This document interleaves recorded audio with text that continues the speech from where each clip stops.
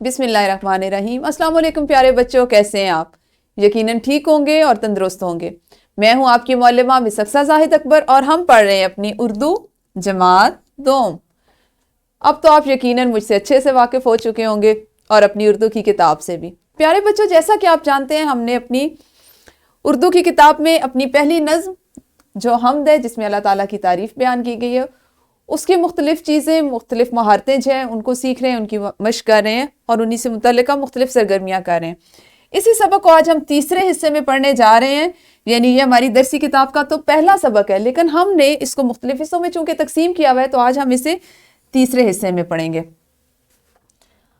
ہمارے آج کے جو سبق میں شامل حاصلات تعلم ہے، یا آج کے سبق کی تدریس کے بعد انشاءاللہ آپ اس قابل ہو جائیں گے کہ بے ترتیب الفاظ کو ترتیب دے کر جملہ مرتب کر سکیں۔ یقیناً یہ بھی آپ کے لیے ایک نئی چیز ہے، آپ اس کو سیکھیں گے اور بہت آپ کو مزہ آئے گا، آپ لطف اندوز ہوں گے اس سرگرمی کو کر کے، اس کو سیکھ کے بھی۔ اپنے سبق کے باقاعدہ آغاز سے پہلے ہمیشہ کی طرح ہم کریں گے دہرائی، اور دہرائی آپ کو پتہ ہے ہم اس چیز کی کرتے ہیں جو اس سے پہلے اسباق میں ہم پڑھ چکے ہوتے ہیں۔ آپ نے کل چھٹی کیوں کی؟ کیا یہ جملہ آپ کے خیال میں مکمل ہے؟ بالکل صحیح، یہ جملہ مکمل نہیں ہے۔ کوئی بھی جملہ مکمل اس صورت میں ہوتا ہے جب وہ لکھا جائے تو اس کے ساتھ اختتام پر اس کی اختتامیہ علامت لگائی جائے۔ اب وہ علامت ختمہ کی بھی ہو سکتی ہے، سوالیہ نشان بھی ہو سکتا ہے۔ تو آپ مجھے بتائیں کہ اس میں کون سی علامت استعمال ہوگی؟ آپ نے کل چھٹی کیوں کی؟ بالکل صحیح، ایک تو یہ نامکمل جملہ تھا کیونکہ اس میں سوال پوچھا گیا اور اس میں سوالیہ علامت استعمال نہیں ہوئی۔ اب دوست جو ہے دوسرا، وہ بتا رہا ہے کہ کل میری سالگرہ تھی، آپ کو تحفے میں کیا ملا؟ مجھے کھلونا، گاڑی، جہاز، بلہ اور گھڑی کا تحفہ ملا۔ تو پیارے بچوں، آپ نے ابھی اس ویڈیو کو یہاں پہ روکنا ہے، اپنی معلمہ کے ساتھ مل کر ان جملوں کو وہ آپ کو تختہ تحریر پر دکھائیں گی، یا ہو سکتا ہے وہ آپ کو ان کے فلیش کارڈز دکھائیں یا آپ کو یہ اسکرین دکھائیں۔ تو آپ نے ان جملوں کو پڑھنا ہے، بولنا ہے جماعت میں، اور ہر جملے کا بتانا ہے کہ کون سا جملہ سوالیہ ہے، اس میں سوالیہ علامت آئے گی، کس میں ختمہ کی علامت آئے گی، اور کہاں پہ ہم سکتہ کی علامات کو استعمال کرتے ہوئے ان جملوں کو مکمل کریں گے۔ تو شاباش، ویڈیو کو روکیے اور اس سرگرمی کو سر انجام دیجیے۔ جی، تو یقیناً آپ نے بہت اچھے سے کل جو ہم نے چیزیں سیکھی، رموز اوقاف، ان کی دہرائی کر لی ہوگی۔ اب آپ نے ایک اور گروہی سرگرمی سر انجام دینی ہے، ٹھیک ہے؟ یعنی گروہ کی صورت میں اب آپ کریں گے، آپ 4 بچوں کا گروہ بنا لیں اور ایک سرگرمی کریں۔ آہا، کتنا خوبصورت پرندہ ہے نا۔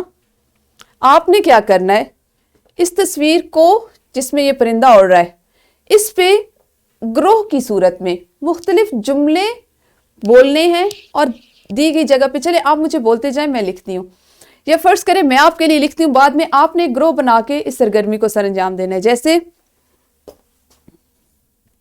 یہ چڑیا ہے، چڑیا بہت خوش ہے،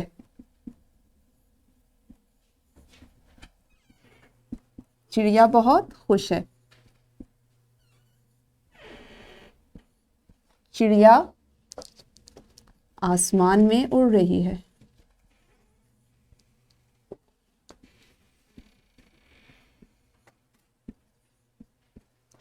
تو اس طرح آپ ایک تصویر پہ مختلف علامات، جملے لکھتے ہوئے اس میں مختلف علامات کا بھی استعمال کرتے ہیں۔ آپ نے اسی طرح سے اس تصویر کو دیکھنا ہے، ایک گروہ میں ہر بچہ 1 سے 2 جملے بتائے، اور آپ نے ان جملوں کو اس طرح سے لکھنا ہے، اپنی ایک کاپی پر لکھیں اور پھر اپنی معلمہ کو وہ دکھائیں اور ان کو وہ چیک کروائیں یا ان کو دکھائیں، تاکہ ان کو اندازہ ہو کہ آپ نے اس تصویر کو کس طرح سے بیان کیا۔ تو شاباش، اس سرگرمی کو کیجئے ذرا۔ جی، تو یقیناً آپ سب نے مل کے گروہ کی صورت میں اس سرگرمی کو سر انجام دے لیا ہوگا، اور آپ کو تصویر پہ جملے بنانا، اس کو بیان کرنا بھی، اس کی بھی سمجھ آ گئی ہوگی۔ اب جو اصل بات ہے وہ یہ ہے کہ ہم نے جو چیز کرنی کہ ہمیں کوئی چیز دکھائی جائے، خواہ وہ تصویر ہو، خواہ وہ کچھ بے ترتیب الفاظ ہوں۔ ہم نے اگر اپنی بات کسی کو سمجھانی ہو، کسی کو بتانی ہو، تو ہم کیا کرتے ہیں، ہم الفاظ کا سہارا لیتے ہیں. الفاظ کی صورت میں لکھ کر، بول کر یا مختلف اشاروں کی مدد سے ہم اپنی بات کو دوسروں تک پہنچاتے ہیں، ان کو سمجھاتے ہیں. فرض کریں میں آپ سے کہتی ہوں کہ میں آپ کو اسی سے مثال دیتی ہوں کہ یہ میرے پاس ایک قلم ہے. میں آپ کو یہ بات کہوں کہ یہ ہے میرا قلم، تو آپ کو یہ کیسا لگے گا؟ آپ کو ہو سکتا ہے آپ کو میری بات کا مفہوم سمجھ میں آ جائے، لیکن آپ کو سننے میں یہ جملہ ایک بوجھل سا جملہ لگے گا کہ کس طرح سے ہم نے ایک الٹی سی بات یا اپنے الفاظ کو بغیر ترتیب دیے ایک بات کر دی. تو کسی بھی بات کو کسی کو آسانی سے سمجھانے کے لیے، خواہ وہ آپ بول کے کہیں، خواہ وہ آپ لکھ کے کہیں، درست ترتیب سے اپنے الفاظ کا چناؤ کرنا اور ان کو درست ترتیب سے لکھنا یا ادا کرنا ایک مکمل جملہ کہلاتا ہے. جملہ اس صورت میں بنتا ہے کہ جب آپ الفاظ کو ایک خاص ترتیب سے، درست ترتیب سے بولتے ہیں یا لکھتے ہیں، تب آپ اپنی بات کو اچھے سے سمجھا سکتے ہیں، سننے والے کو وہ بوجھل نہیں لگتی اور آپ کا مطلب اور مفہوم اور آپ کا جو نقطہ نظر ہوتا ہے وہ اچھے سے سمجھ بھی آ جاتا ہے. اب دیکھیں آپ کے پاس لکھے ہوئے میں نے ایک جملہ لکھا، میں نے دیکھے پھول خوبصورت باغ میں. پیارے بچوں، ہو سکتا ہے یہ تمام الفاظ پڑھنے سے آپ کو مفہوم سمجھ آ جائے یا اس جملے میں جو بات کرنے کی کوشش کی گئی ہے وہ سمجھ میں آ جائے، لیکن آپ ایک الجھن کا شکار ہو رہے ہیں کہ یہ الفاظ تو ہیں، جو یہ تمام وہ الفاظ ہیں جو آپ نے سن رکھے ہیں، جو آپ اپنی بول چال میں استعمال کرتے ہیں، لیکن چونکہ یہ درست ترتیب سے نہیں ہے تو یہ آپ کو بوجھل کر رہے ہیں، آپ کی سماعت کو بوجھل کر رہے ہیں، آپ کے ذہن کو الجھا رہے ہیں. تو اس سے ہمیں یہ سمجھ آ رہی ہے کہ اگر ہم الفاظ کو بغیر ترتیب کے، بغیر درست ترتیب کے لکھتے ہیں تو وہ مکمل جملہ نہیں ہوتا. اسی طرح سے آپ دیکھیں، ننھی چڑیاں گائیں گیت خوشی سے سہانے. یہ بھی ترتیب سے نہیں. پہلے ہم ایسا کرتے ہیں کہ پہلے جملے کو ترتیب دے لیتے ہیں. میں اس کو لکھتی ہوں، میں نے باغ میں خوبصورت پھول دیکھے.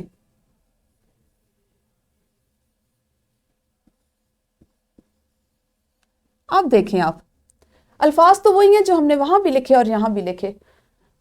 تو آپ کو وہ الفاظ لکھے ہوئے بہتر لگ رہے ہیں یا یہ؟ یقیناً یہ، کیونکہ اب آپ نے ان الفاظ کو ایک درست ترتیب سے ایک جملے کی صورت میں لکھ دیا. اس کو ہم ایک جملہ کہہ سکتے ہیں.